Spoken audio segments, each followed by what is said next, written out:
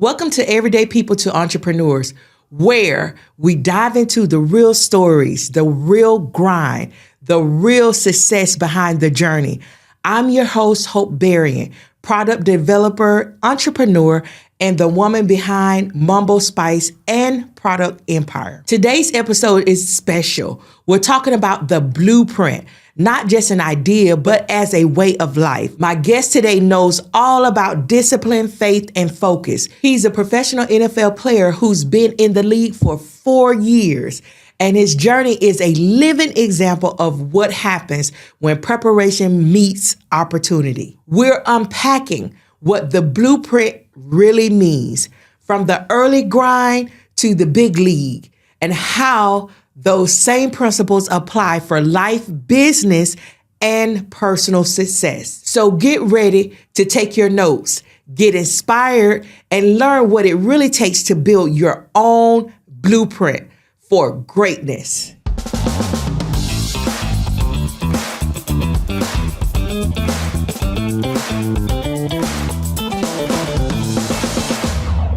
So listen, welcome to Everyday People to Entrepreneurs. We are so excited today. We have an extraordinary guest, and our guest is Damarri Mathis. Plays for the NFL. He's a cornerback with the Carolina Panthers. How are you doing today? I'm doing great. Blessed to be here. Excited to get into my journey with you. Okay, perfect. So listen, we have a great topic today. The topic is the blueprint.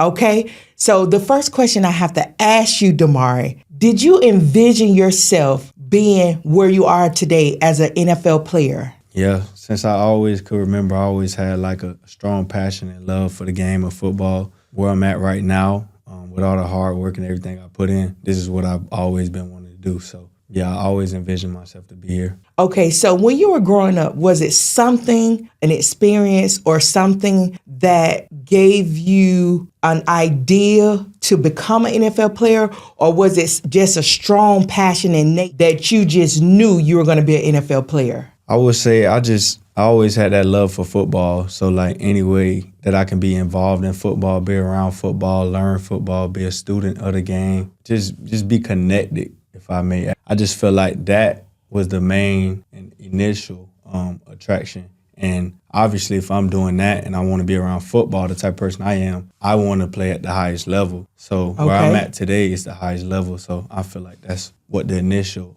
thought process was. And then I'm here now. Okay. Can you give us a visual? Can you give us one experience that took place in as a child, maybe around about age 6 to maybe 15, that kind of made it very surreal for you to know, like, being an NFL football player is very attainable for you? I would say, like, and I think a lot of other athletes can say this, getting that first offer, like the first Division I offer. Oh, yeah. Not saying it's just like, oh, I just know I'm finna go to NFL, but like that's the step that you take to obtain that. Like it's like, okay, you walk, then you crawl, then you can walk. So that was the crawling factor. It's like, wow, colleges are looking at me like this. They see me like this. Okay. This is the feedback that I'm getting. Okay. And the next level after college is the NFL. So that was that first moment. Like I was cheesing all day. Like okay, you were excited. Yeah, I knew that I could obviously do that. But it's like when somebody tells you, and it's like the coach calls you on the phone and he lets you know that, it's just like that's like a crazy moment that I'll never forget about. Okay, so being resilient, how does that tie back into your work ethic, your sacrifices that you've made to make it to the NFL level? What do you think? How does that look to you? Yeah, just in this business, in football itself, just like anything in life, you have to be resilient. I feel like I've always had that at a young age as well. All right. Just my work ethic, I feel like kind of set me apart from a lot of people.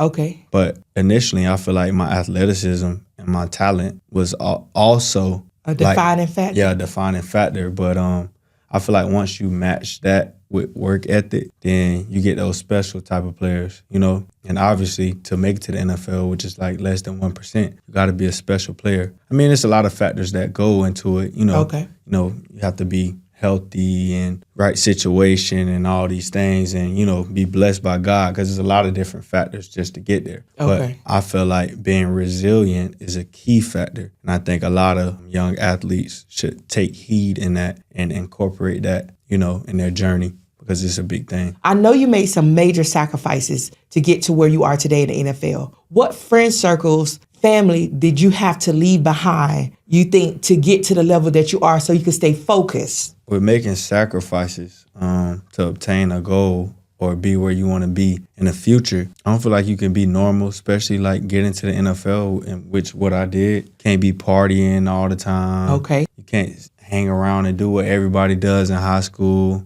You have to eat. You have to be set drink, apart. and sleep different. Okay. So I feel like those are all sacrifices in itself. Then like how falling back on the work ethic, just like countless times and hours that I put in on the field, perfecting my craft, watching film to be a step ahead of my opponent. Yes. These are things that are extremely time consuming. Okay. So I guess you can imagine I wouldn't be able to live a normal high school life, because you have to incorporate all these things. So that's where I made sacrifices in that way. I would say as far as leaving people behind, I feel like I always kind of had like a close circle Okay. of as far as my friend group. So I don't feel like I necessarily left that many people behind because I didn't have that many people in my circle. Okay. So most of the people you see with me today are the same people that I was with in high school. Okay. So is it safe to say that to make it where you are, you don't need a large friend circle? You need a small friend circle just because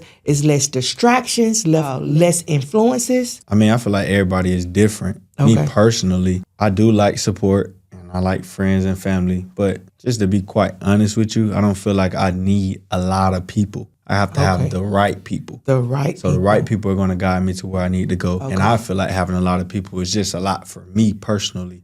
But to each his own, everybody's different. Okay. And I support everybody in a way that helps them the best. Okay. So what do you think, what type of mindset you have to dream that you're going to be in the NFL? Actually put in the work, be resilient, be disciplined, have major sacrifices to get to the NFL level. What is the mindset that you have to have? What does that look like? Like I said, the mindset that I had was like, I'm going to do this. This is going to happen. Okay. A lot of people say it doesn't happen normally. These are all the people that try to go to the league. These are the people that make it to the league. I always thought in my head, like, why are you telling me this? Because I know I'm going to the league. So tell me you're one of the people that don't make it that far and you're going to get there. I just always said that to me. I was like confused, like no, you're talking about me. Ooh. So make sure you say like, I'm going to make it. You're one of those people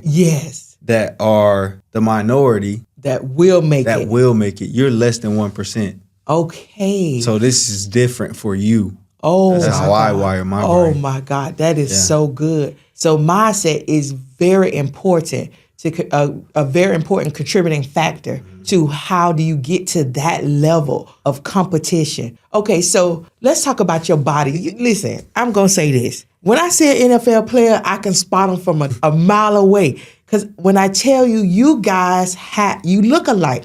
It is a distinct physical look that you guys display. I'm so serious. And I always say it's this neck. It's like you have this thick neck that just looks like you can lift a refrigerator or a dryer or something. But what has it been like, the impact physically competing at a high level in the NFL? The NFL is different. Yes. And a lot of stuff that the people were saying is true. It's true. I mean, the most gifted athletes physically, just all around the board that I've ever seen. So it's like, it's not much drop off. Like, you'll see this player, you'll see this player, you'll see this player. They're all like similar traits, whether that's size, speed, skill, craft. But it's just like when you get to this level, it's more attention to detail. Like, all these players can do the same thing. But what separates this player? Well, this player is a little bit more quick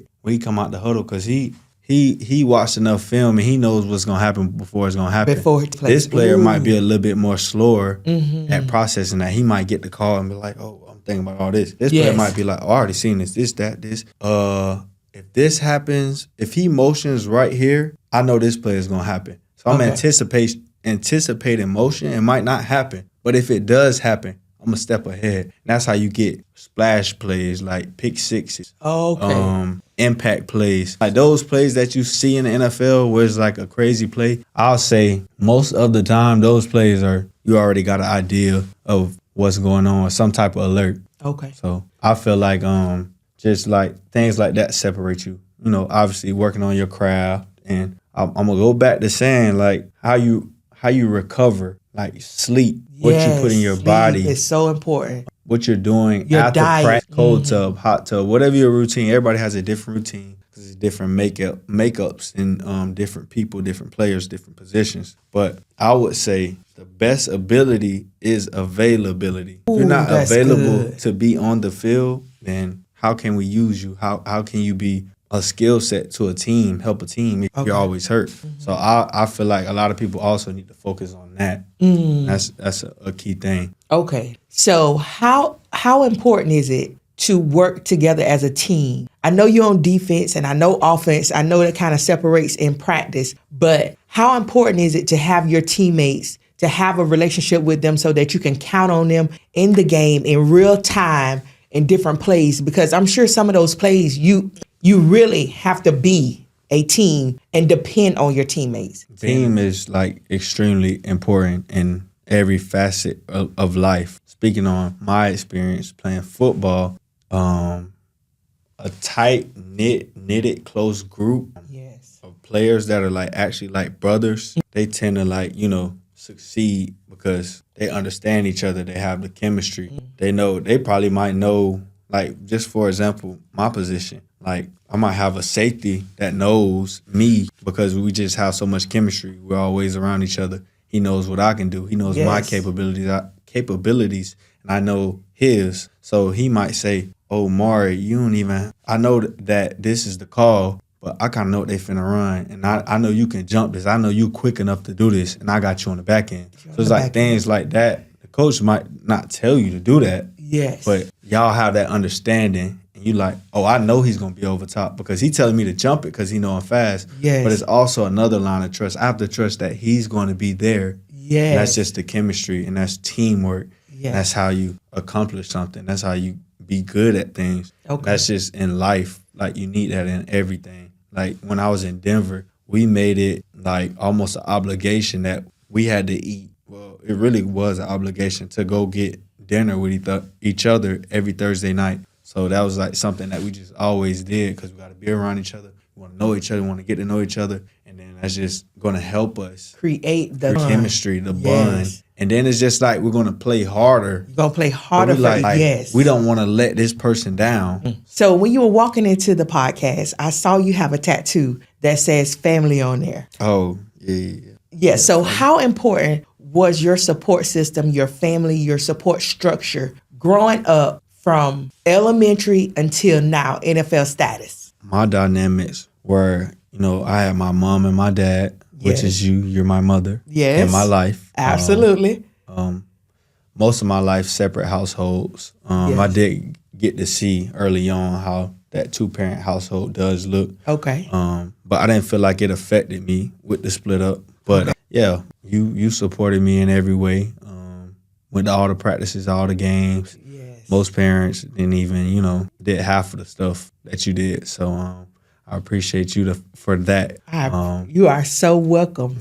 My dad was always in my life, supporting me the same type of way. Went to games and just was like, that because he's a man. You teach me as much as you can as a woman. Absolutely. Everybody, a father, whether you're male or female, you just need a different component, balance out and help that person grow. Yes, But, to be a balanced individual. Yeah, that was pretty much, my dynamics. Okay. And family means a lot to me. Yes, okay, that's good. I always say it takes a village to raise a child, and that's a very prominent statement because there are different places you've gone in your life that someone contributed, dropped a nugget that maybe you needed, a word of encouragement, that you maybe needed, to get you to where you are now. And so we are so thankful for that. whatever, however that looked or transpired. But also I want to close this podcast with this. If you were to talk to a young kid right now that is playing football, they love football,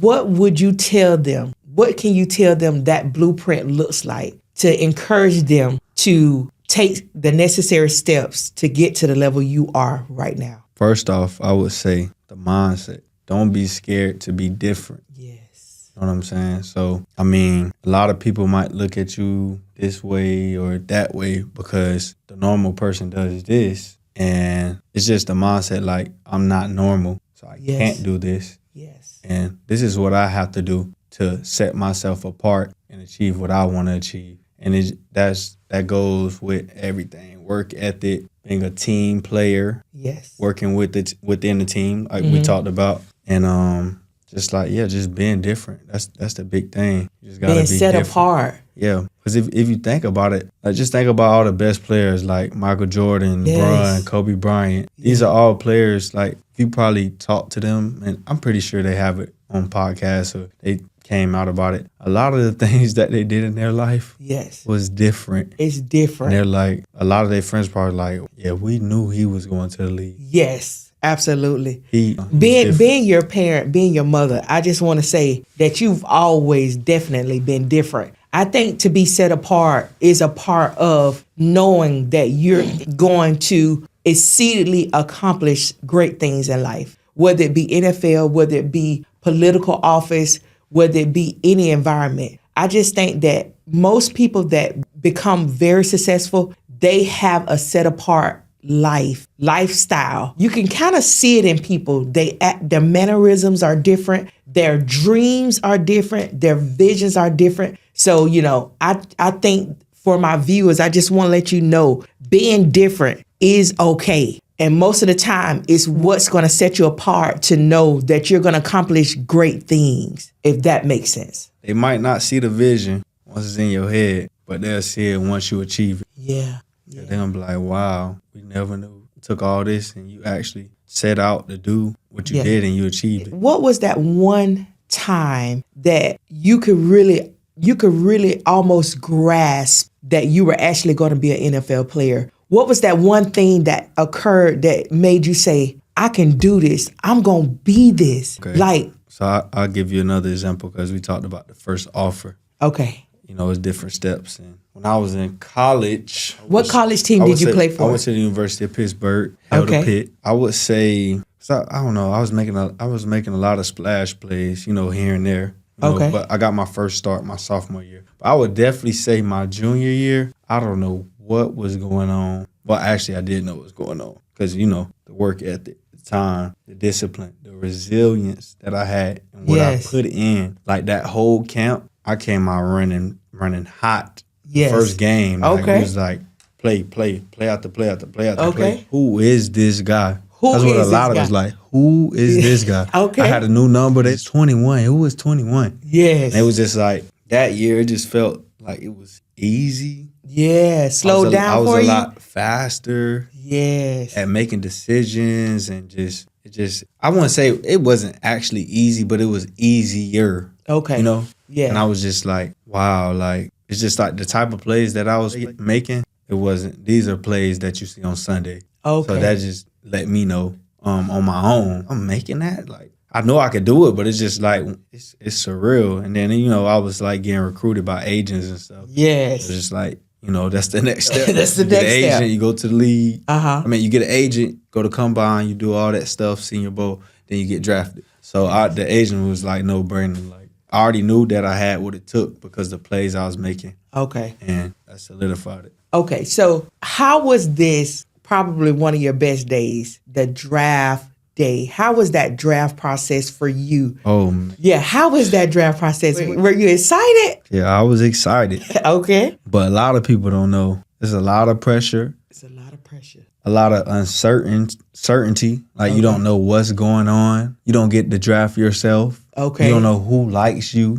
Teams play poker faces. Okay. Act like they like you and then they don't even want you. Then another team that might not even talk to you. They want you the whole time. Okay. Because they don't want to let this team know because they might want to grab you. And it's a lot of politics, I would say, going on. But that whole process was a lot, But I'll definitely go through it again. But just like, just from after declaring, finding your agent. Declaring what? Declaring for the draft. Okay, declaring for the draft. Getting your agent. Some people probably already had the agents, but I declared. My process was declare, agent, Senior Bowl. No, I forgot it. Declare, agent, training facility. Okay. Senior Bowl. Okay. Combine, and then draft. Okay. But, once all that was over with, because the process was so long and time consuming, talking to all 32 teams, like every week about this, about that, like quizzing you, just some of them just messing with your mind for real. Just trying to see how you react. Okay. And just to see what type of player they get, because, at the end of the day, it's like, it's an investment. Like, if you paying, or if you're willing to draft this player and pay them all this money, you want to make sure you got the right investment, the right guy. Like, is he a team player? Is he this? Is he that? We know he can play, but it's all different factors that go into it. Okay. And I would say just on that day, because I thought I was going to get drafted day 2. I ended up getting drafted early day 3. It was just I was just thinking man, when is this going to happen? Like, I know I'm going to get drafted. It's just but it was just taking forever. Then I didn't get drafted when I thought I was going to get drafted. And then, that day following up, I'm just this is crazy. I'm about to be an NFL player. For sure, today I know early in these first 20 picks of day 3, I'm going to get picked for sure. So how was that experience when you received that call? I didn't even expect the call. I was I just seen some on my Apple Watch, and I seen Denver, Colorado, the Denver Broncos. Yes. And I was so confused. I heard them answer, but I'm like, out of all the teams that I talked to, I did not think this team was finna draft me.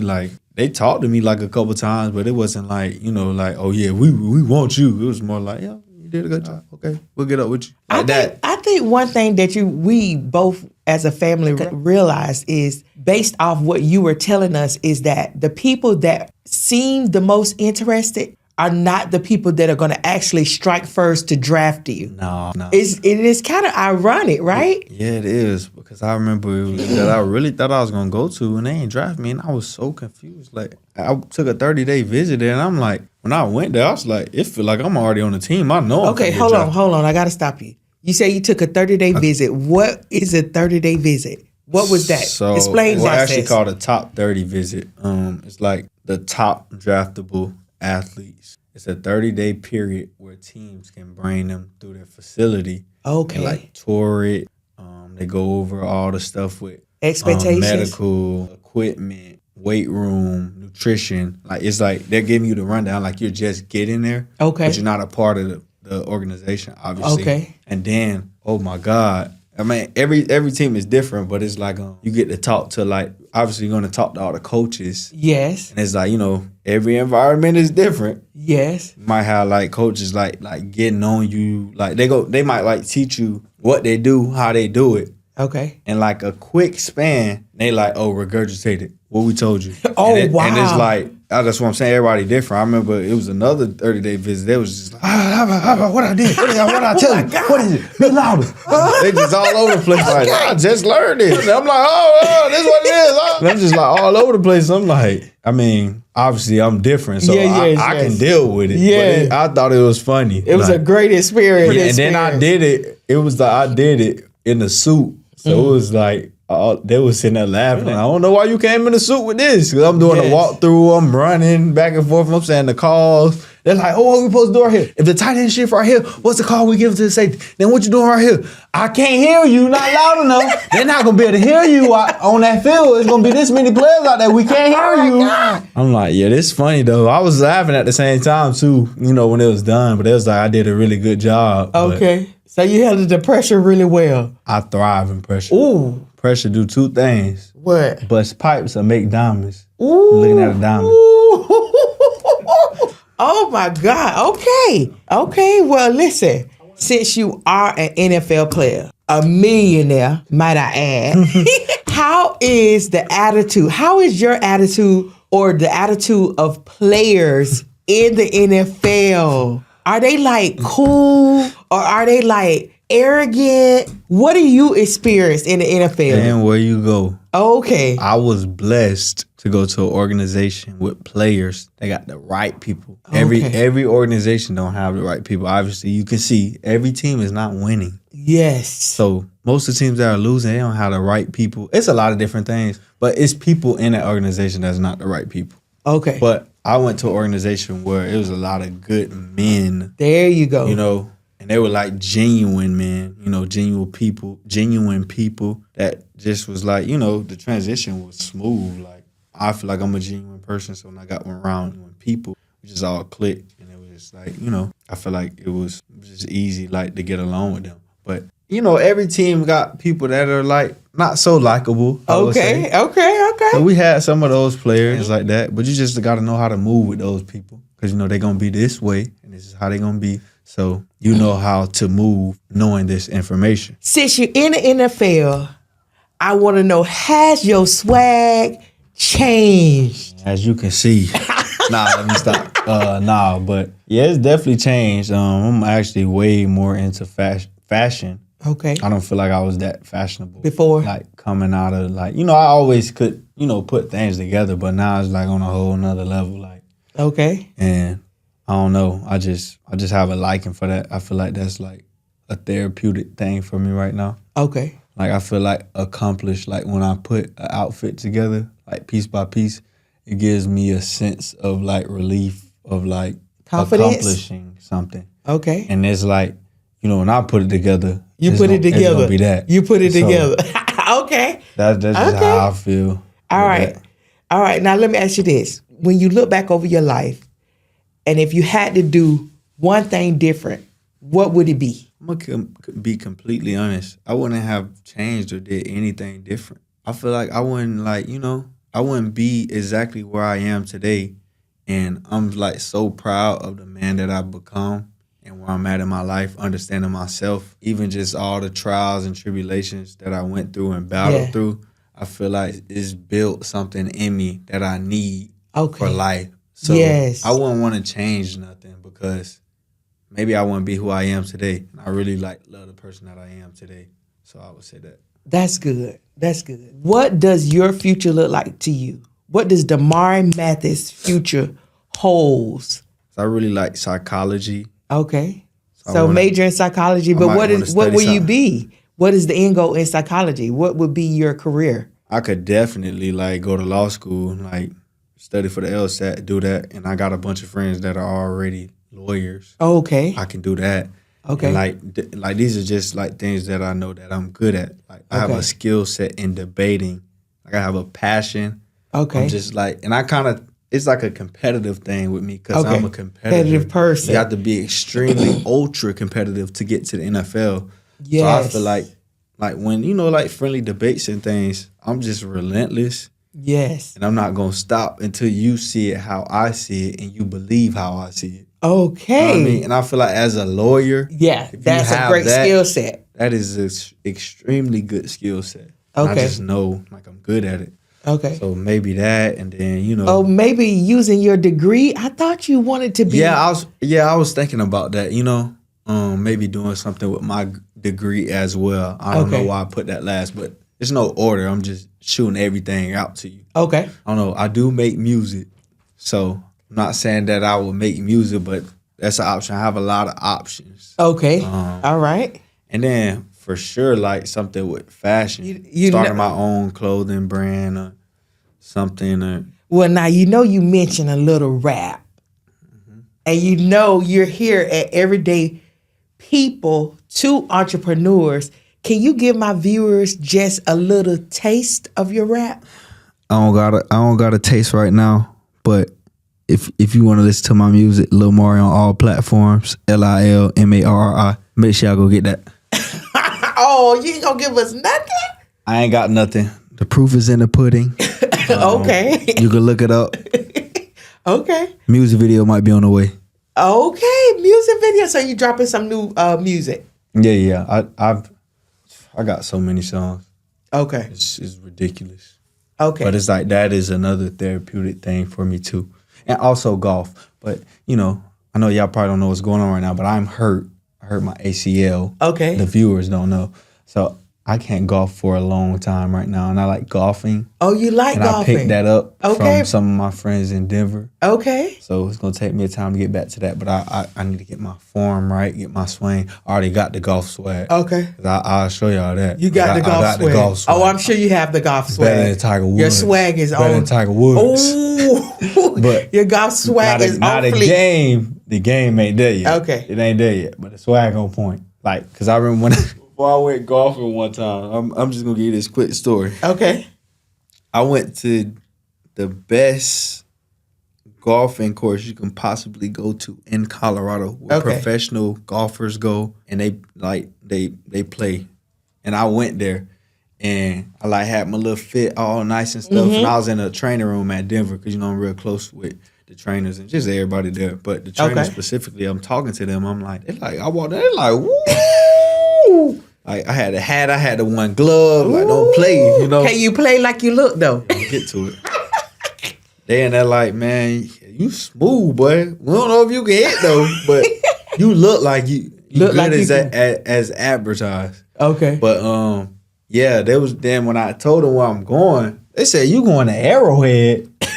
They're like, oh no, like them. They be hitting out there. Oh, like, they good. They professionals. They know what they doing. Professional golfers. Yeah. So they was like, yeah, you gonna have an experience out there. Uh-huh. And I did too, cause me and my friend golfed with two other golfers. I was trying to tell them like, I don't really know what I'm doing. They're like, yeah, we don't really know what we doing either. We don't really do it like that. They hit first. They popping in like almost 500 yards. I'm like, you don't know what you doing. Oh my God. Man. Yeah. Different, but I just want to go into that because I do like golfing too. Okay, well, good. I'm glad you enjoy something on the side. So that's more like a hobby. Yeah, hobby. Okay, that's good. In the NFL, when you were growing up, who was your favorite player in football? Growing up, Yes, favorite player. favorite player. I'm just gonna be totally honest and 100. Okay, Obviously I'm from Lakeland, Florida. okay. Chris Rainey was my favorite player. Oh, I used that's to watch awesome. all his highlights all day, The time. every day. He was a good And I was player. like, I want everybody want to be a running back, and like I used to try to have my swag like him and stuff, having my back plate flapping all over the place. That's a player that I definitely liked and I watched. And then as I got older, I could like really watch film. Obviously, Deion Sanders. He made our position cool. But I'll say my favorite player at DB, Yes. Charles Woodson. Really? Yeah. What team did he He play was a for? special player. He played with a couple different teams. Okay. He played with the Raiders, and he won a Super Bowl with the Packers. Okay. That's where he got most of his name from, the Packers. Oh yeah, he already had a name and everything because he's one of, if I'm not mistaken, he might be. Oh no. Because Travis Hunter just won Heisman. Before that, he probably was the only defensive player to win Heisman in college. You know how hard that is. That is offensive. Mostly game. offensive players. Yeah, boy, he was special. Like he was special. He played both ways in college, and obviously played like one position in the NFL. I think he played a little offense and kick return maybe. He came in as a corner and then transitioned to safety. But Okay. he was special all around, like the craziest ball skills that I've seen Yes. with my own eyes, and just like instinctive tackling, punching the ball out. Just an all around player, smart, know where to be, know where to put other people. Okay. That's a player I definitely looked up to. Okay. Well, I do want to say this. I just want to let you know how proud I am as your mother. All of your accomplishments that you have achieved. I'm proud of the man that you have become. From high school, you played with the Lakeland High School, Lakeland Dreadnoughts, of course. And then you attended, you went to University of Pittsburgh, which you were a ACC champion your senior year, which was a great experience for you and us as your family. And also now being drafted into the NFL with Denver Broncos and now being a Carolina Panther. I'm just so very excited for what God has for you on your next journey, and I'm just so happy to look at you and see that you actually accomplish your dreams and your visions. It is so rewarding And it's so inspiring for young people coming up to see that what you believe in, you actually can do it. It can be done. It is attainable. It's not high in the sky. It is you putting in the work, you having the mindset, you being resilient, determined, and never giving up. And I mean, giving up is not an option. It's something I've always told you from a young kid. Giving up is not an option. And so I just want to let you know I'm so proud of you, and I'm so excited to see what's next to come. Thank you. I appreciate that. And I appreciate you for having me to share my journey and what I have going on, how I got to where I'm at. Woo! That was powerful. I hope you caught every gem in that conversation, because the blueprint isn't just about football. It's about structure, vision, and execution in every area of life. A huge thank you to my guest for sharing his story, his mindset, and the game plan that keeps him winning, both on and off the field. If this episode inspired you, make sure you subscribe, share it with a friend, and leave a review, because that's how we keep this community growing. And remember, your dream, your passion, and your purpose can all come to life when you follow your own blueprint. Until next time, I'm your host, Hope Berrien, and this is Everyday People to Entrepreneur, where passion turns into profits and the vision turns into a legacy.